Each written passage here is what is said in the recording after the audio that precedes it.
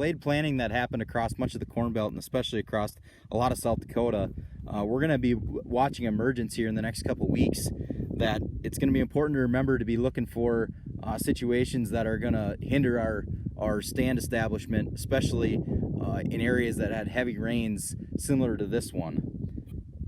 This field in particular had about a 3-inch rain on it after planting and prior to emergence that really caused a significant crust across the majority of the field. Now the grower decided to, about a week ago, run a rotary hoe across most of the field, but they did leave a test strip in between here for us to evaluate what the emergence would have been had they not done anything. And if you can look at this part of the field here, as you can tell in this situation here,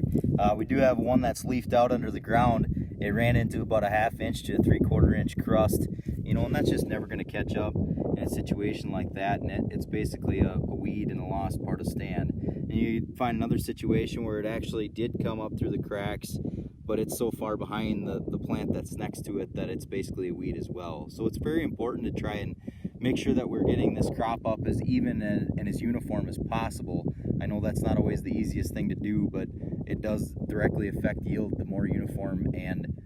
even the stand is. As we move into an area of the field that was rotary hoed, you can see damaged plants that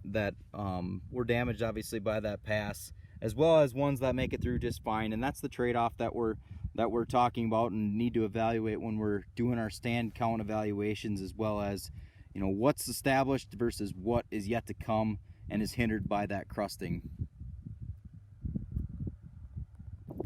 With as wet as we've been across much of the Dakotas and a lot of the delayed planting that we've had, we're going to have corn stands established here in 7 days probably, that we're planted into probably less than ideal conditions, and with the temperatures rising and a lot of this ground drying out from the top down,